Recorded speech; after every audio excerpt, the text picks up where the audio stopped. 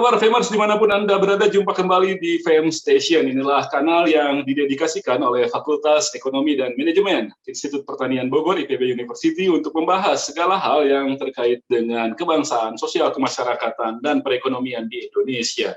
Saya Hardi Hermawan, host Fame Station. Dan Famers, jangan lupa dukung kami terus dengan mensubscribe, memberikan like, memberikan komentar, dan menyebarkan, membagikan seluruh tayangan yang kami sajikan di Fame Station. Kali ini kita akan membahas tentang isu yang teraktual yang terjadi di Indonesia, karena sekitar 1 atau 2 jam yang lalu pemerintah sudah mengumumkan kembali akan memperpanjang pemberlakuan pembatasan kegiatan masyarakat atau PPKM hingga 4 Oktober 2021. Kendati perpanjangan itu disertai dengan pelonggaran-pelonggaran dalam beberapa kegiatan masyarakat. Tidak ada lagi wilayah yang dinyatakan termasuk ke dalam level 4 dari PPKM ini. Kebanyakan berada di level 3 dan 2.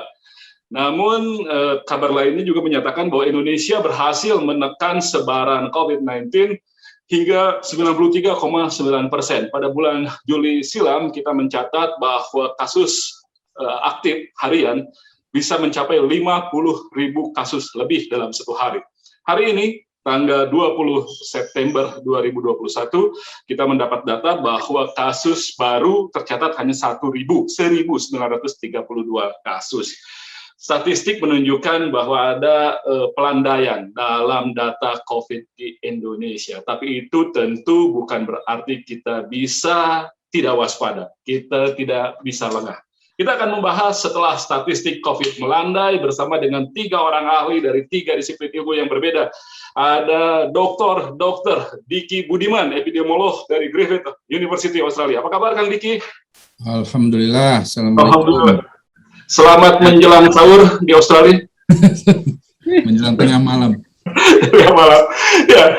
Berikutnya ada pakar komunikasi Dr. Gun-Gun Haryanto dari UIN Syarif Hidayatullah Jakarta. Apa kabar Kang Gun-Gun? Kabar baik. Baik ya. Assalamualaikum warahmatullahi wabarakatuh. Makin langsing, rajin olahraga. Ya Kang. Baik, dan berikutnya ekonom dari FEM IPB University Dr. Iman Sugema. Kabar Kang Iman? Alhamdulillah baik. Ya, sudah melandai ya.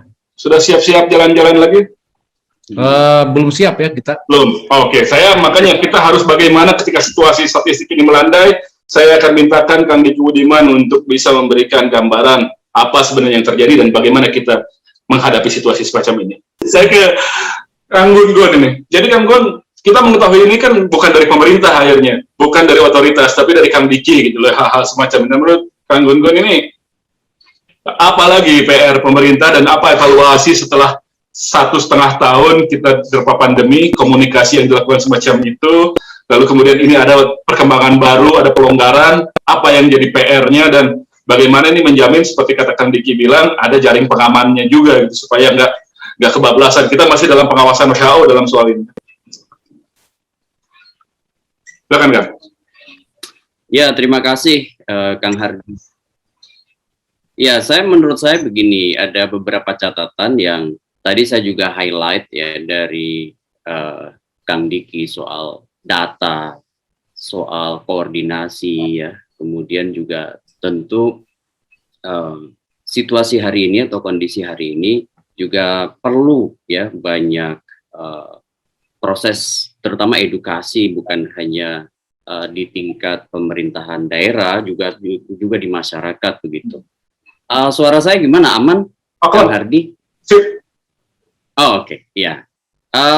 Saya sih melihat beberapa agenda Kang Iman, Kang Diki yang tentu perlu menjadi catatan dalam perspektif komunikasi ya yang saya kaji selama pandemi 2020 hingga sekarang. Itu pertama, problem yang cukup serius memang dalam manajemen data ya. Data terintegrasi begitu, terutama konteks manajemen komunikasi itu kan memerlukan basis data yang kemudian kredibel dan itulah yang kemudian seringkali bolong begitu ya, terutama dalam konteks penanganan situasi extraordinary seperti pandemi ini.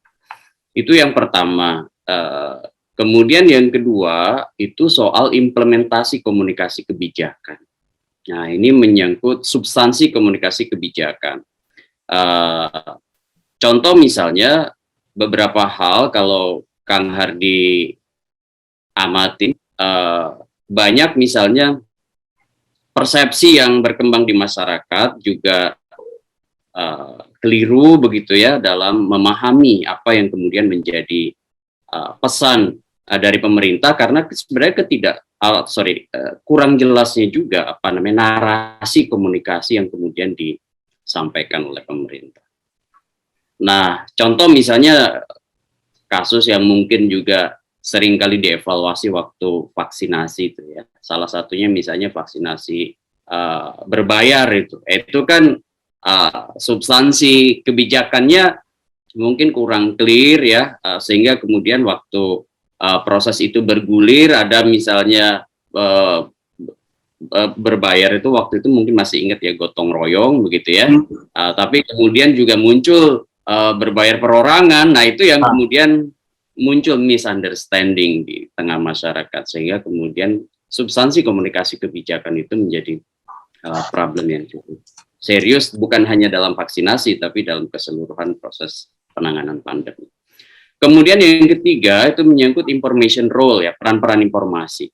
Ya, siapa yang kemudian misalnya menjadi spokesperson pemerintah dan orang-orang yang berdisiplin sebagai pemasok informasi begitu Kang Hardi. Jadi maksud saya begini, dalam beberapa hal harus ada semacam peran-peran informasi yang jelas, terutama di tingkat pemerintahan daerah ya, pada saat misalnya sampai pada target sasaran, entah itu yang mau divaksin, entah itu bantuan sosial, entah itu misalnya inisiatif penetrasi ya yang diinisiasi oleh pemerintah, memerlukan yang disebut dengan peran-peran informasi yang jelas, terintegrasi dan tepat sasaran. Begitu sih Kang Hardi.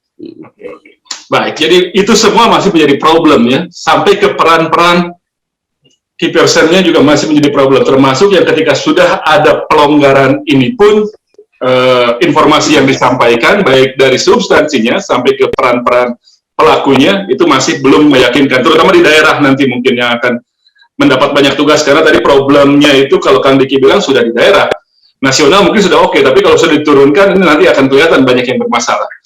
Baik, saya langsungkan Gugun. Kang, itu kalau yang dicatat oleh Kang Diki tadi, skenario-nya ternyata ada yang dari bagus sampai ke yang paling buruk. Ini sebaiknya mengkomunikasikannya bagaimana gitu loh? Apakah harus apa yang dikemukakan, keadaan kajian yang dikemukakan oleh para epidemiolog seperti Kang Diki itu yang dinyatakan ke publik, atau seperti apa? Jadi begini sih menurut saya, yang paling penting pertama ini, terutama untuk era transisi ya, Kang Hardi, itu perlu pendekatan yang tepat. Tadi istilah Kang Diki itu strategi komprehensif, dan strategi komprehensif itu tentu harus menyasar beberapa komponen penting dalam komunikasi. Pertama, itu yang paling biasanya untuk transisi yang paling relevan dan mungkin juga bisa dilakukan, itu pendekatan triple C ya. Community relation, community empowerment, community services. Itu Kang Iman juga pasti kan bisa menjembatani problem ekonomi begitu ya. Kayak misalnya hubungan komunitas itu intens dilakukan oleh pemerintahan daerah, terutama ke komunitas yang betul-betul memerlukan edukasi secara jauh lebih komprehensif, terutama aktivitas kelompok-kelompok yang ada di masyarakat begitu, yang itu tentu memerlukan Kang Hardi komunikasi yang sangat intens nih, terutama di pemerintahan daerah seperti Kang Iman tadi sampaikan kan, petani, nelayan ya, kemudian juga sekolah, kampus begitu ya. Itu community relation-nya menurut saya harus bagus ya, sehingga kemudian tidak terjadi gap ya, apa yang kemudian misalnya dimaknai dengan transisi ini jangan kemudian dianggap normal ya, kan? Cuma bagaimana menyampaikannya kepada masyarakat dengan ya mungkin mereka tingkat pemahaman terhadap informasinya agak berbeda-beda, sementara ya sumber daya pemerintah daerah juga saya nggak tahu apakah cukup memadai untuk menyampaikan itu, harus ada guidance dari atas atau bagaimana? Ya, makanya nggak cukup menurut saya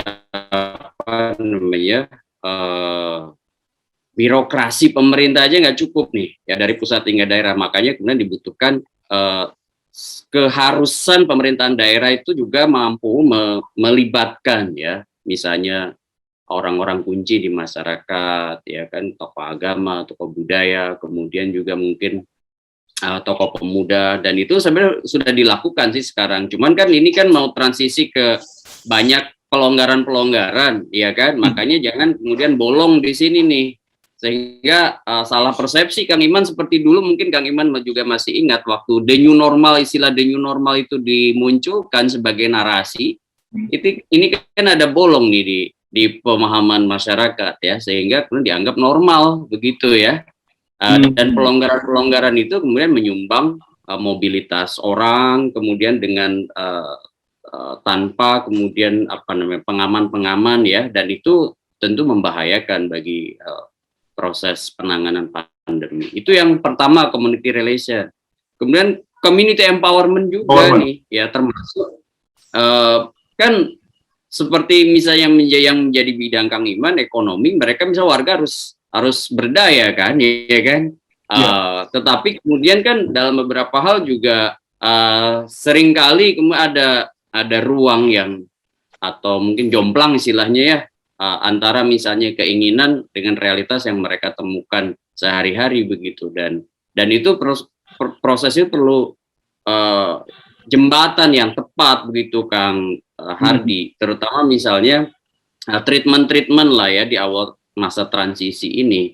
Saya nggak tahu persisnya bagaimana misalnya Kang Iman mungkin bisa lebih memberi perspektif dari sisi ekonomi. Nah kemudian yang ketiga tentu pelayanan komunitas ya, termasuk misalnya kalau kita perhatikan bagaimana intensitas misalnya vaksin hingga ke ke basis komunitas ini dipermudah, kemudian intensitasnya kemudian dipercepat, mungkin yang kemudian bisa memudahkan juga proses kedepannya itu semakin percaya diri lah paling tidak ya. Kalau Kang Diki tadi misalnya menyatakan bahwa proses ini akan panjang, maka secara psikologis dalam konteks komunikasi butuh pemahaman dulu ya kan, bahwa ini mungkin bukan jangka pendek, ini adalah jangka panjang begitu, sehingga kemudian mitigasinya harus dipahami. Nah, mutual understanding itu kan dalam komunikasi kunci kan, bahwa misalnya kita akan hidup berdampingan lama begitu dengan COVID-19 ini, dan diperlukan mitigasi A sampai Z, dan itu setelah mutual understanding diberikan misalnya lewat ragam komunikasi, entah itu komunikasi publik, komunikasi organisasi dari pusat hingga daerah, berarti jaringan birokrasi ya, kemudian misalnya komunikasi publik melalui media massa atau kemudian melalui media sosial, itu harus kemudian juga mampu mengubah perilaku gitulah. Perubahan perilaku itulah yang menjadi kunci nih dalam konteks komunikasi. Misalnya ada nggak evaluasi bahwa treatment komunikasi tertentu itu mampu mengubah perilaku di satu daerah dengan kehususannya. Tadi kan disebut bahwa pesan itu memang tidak bisa untuk semua. Ya, pesan itu punya karakteristik uniqueness misalnya ya. Misalnya aja pesan untuk kelompok millennials ya tentu juga beda dengan Z ya, atau mungkin beda juga dengan baby boomers. Itu baru dari sisi generasi ya. Belum lagi misalnya dari sudut desa kota pendidikan yang lain ya, kayak misalnya profesi atau lain-lain. Nah, itu menurut saya penting sekali dijadiin catatan. Nah, sekarang ini yang mana yang masih jadi titik permasalahan dari urusan community ini, yang relationship kah, atau yang empowerment kah, atau yang services-nya? Kalau services saya lihat kan sudah mulai banyak tuh ya dilakukan. Bantuan-bantuan, kemudian juga pelibatan-pelibatan pemerintahan daerah yang kemudian berjejaring dengan OKP, berjejaring dengan organisasi keagamaan, banyak saya lihat melakukan proses ya komunikasi yang sifatnya pelayanan. Tapi yang relation sama empowerment itu mungkin butuh digenjot lagi Kang Hardy ya, terutama misalnya varian pesannya, karena banyak istilah-istilah selama pandemi ini yang banyak yang tidak dipahami kan, ya kan? Ya, PPKM, new normal, apalagi itu. New normal, PPKM aja berubah-ubah, PPKM, PSBB, ya kan? Kemudian level-levelnya juga kan belum tentu dipahami oleh warga, sehingga ya itu tadi narasi-narasinya harus kemudian dibikin beragam sesuai ya dengan karakteristik komunikannya gitu. Karena kan kalau kita bicara komunikasi paling tidak ya sifatnya komponensial aja dalam komunikasi, aspek who-nya itu penting siapa, ya kan? Ya. Dan yang kedua nih yang paling juga sering bermasalah, saya spotnya nih menyampaikan pesannya apa gitu ya. Dan proses membangun narasi dalam konteks pesan tidak hanya semata-mata bahasa ya, tetapi juga orientasi makna yang menjadi target dari komunikannya, dan itu dievaluasi setiap saat gitu. Jangan-jangan sampai kemudian nggak ternyata apa yang misalnya dinarasikan tidak dipahami oleh warga yang jadi target sasaran. Nah, yang ketiga baru in which channel, salurannya itu apa yang tepat begitu ya. Jangan beda-beda ya. Jangan sampai semua percaya bahwa kalau sudah dipublish di media mainstream ya di TV atau koran udah selesai masalah begitu. Padahal ternyata misalnya nggak nonton TV, nggak baca koran, bacanya lihatnya Instagram atau mungkin lihatnya apa namanya medsos begitu ya. Iya. Baik. Itu insentif dan disinsentif dalam bentuk regulasi. Nah itu sebenarnya masuk dalam kajian komunikasi juga nggak kan Gun? Itu dengan cara seperti itu menyampaikan sebuah gagasan, membentuk sebuah perilaku baru gitu dengan cara sedemikian itu. Ya memang gini, kan ada namanya social judgment theory dalam komunikasi itu ya. Itu yang Kang Iman sampaikan tadi, salah satu yang kemudian juga seringkali terkonfirmasi ya dalam konteks misalnya proses komunikasi yang berlangsung. Karena apa? Masyarakat itu selalu berada di 3 zona dalam pandangan ini. Pertama di latitude of acceptance, yang menerima dari awal memang bahwa COVID ini kita harus misalnya ikut dukung pemerintah, berdamai begitu, dan mendukung pemerintah. Tapi juga ada kelompok-kelompok yang berada di latitude of rejection, di zona penolakan gitu. Dan ini kan juga butuh yang disebut dengan proses-proses komunikasi yang tidak biasa hanya sekedar menyampaikan begitu ya. Ada. Dan yang terakhir itu yang kelompok yang berada di zona netral, proses ini mungkin lebih melihat apa yang kemudian bisa menggerakkan dia, masuk akal atau tidak kebijakannya, bagaimana misalnya proses ini meyakinkan atau tidak, kredibel atau tidak misalnya datanya. Nah, kelompok ini sebenarnya proporsinya besar, ya kan? Dan kalau kemudian digabung antara yang berada di netral dan yang sudah dari awal menerima, itu kan menjadi potensi untuk turut mendinamisasi penerimaan warga atas apapun yang kemudian menjadi program bukan hanya jangka pendek, menengah, tapi panjang dalam konteks penanganan pandemi ini, begitu maksud saya.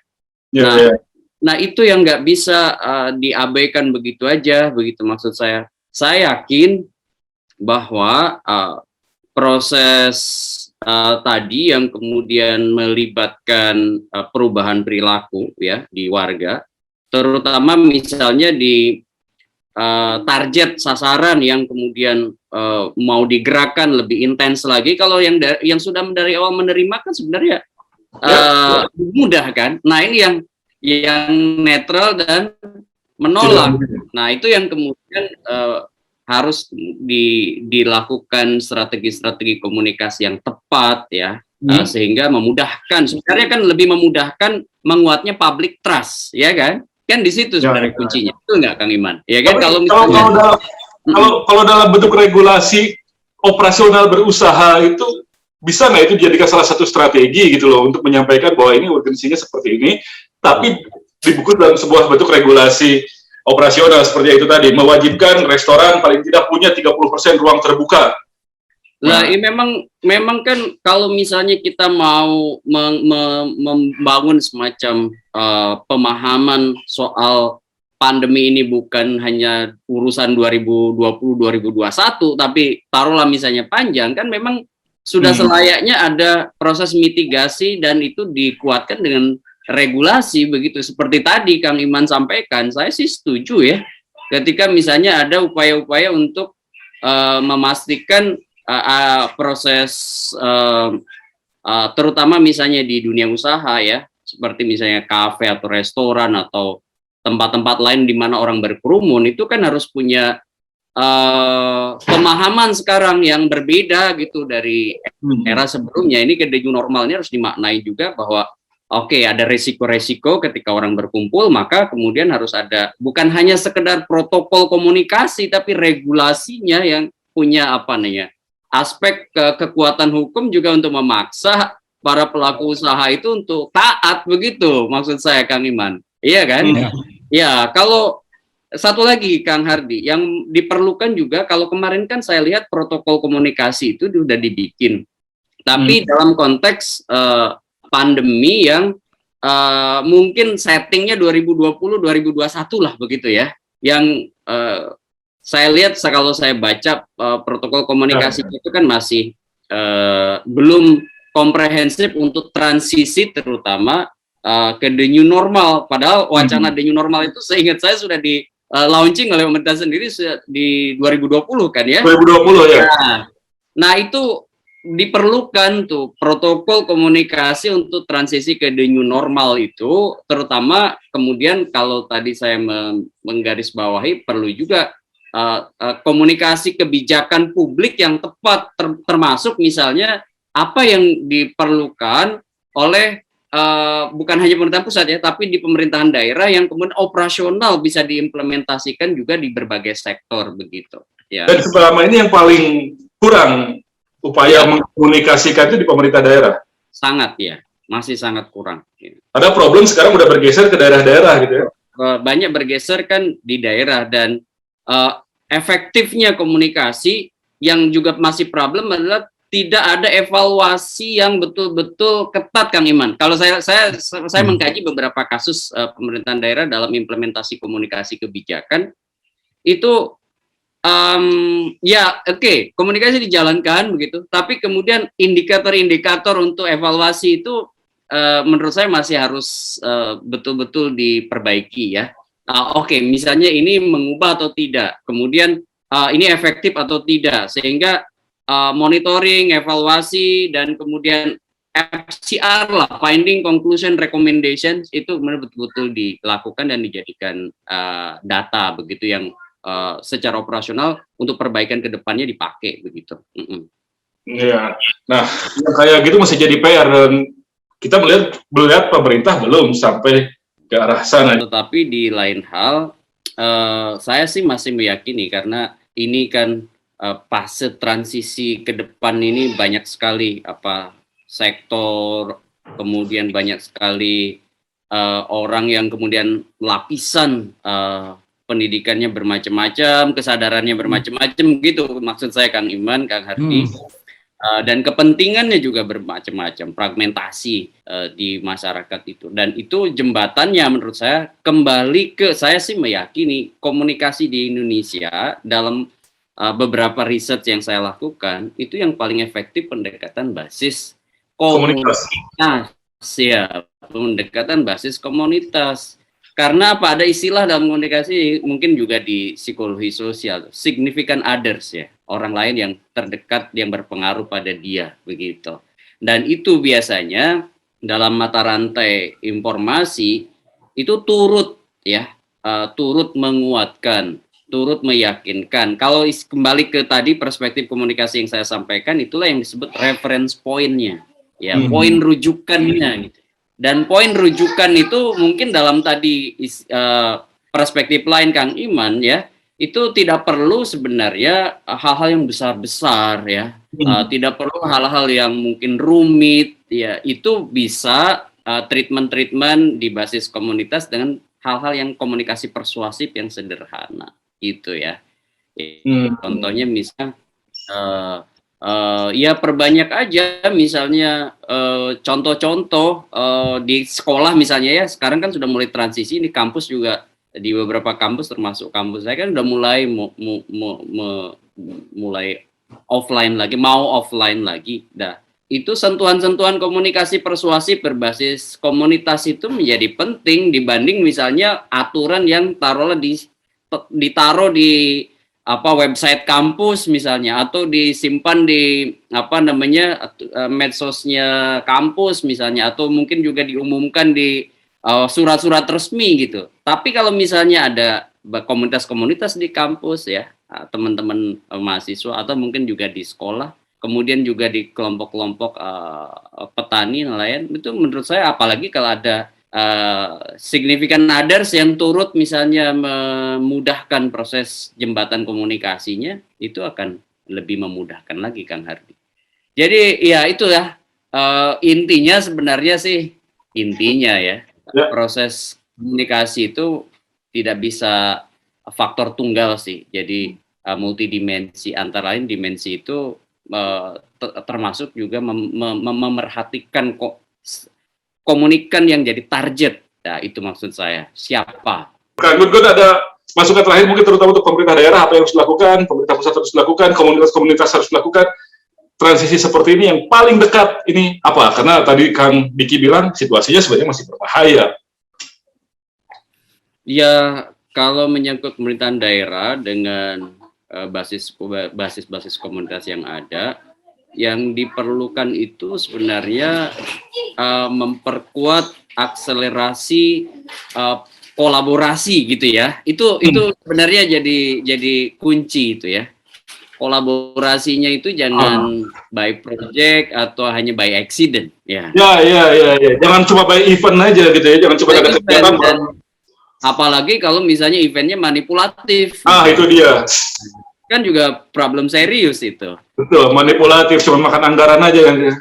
Sekedar mengeluarkan anggaran, penyerapan anggaran lah, gitu bahasa formalnya.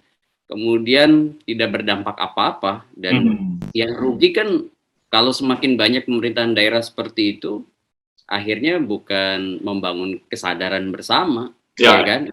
Ada adalah memanipulasi data secara bersama-sama, kan begitu ya, Kang Iman? Betul.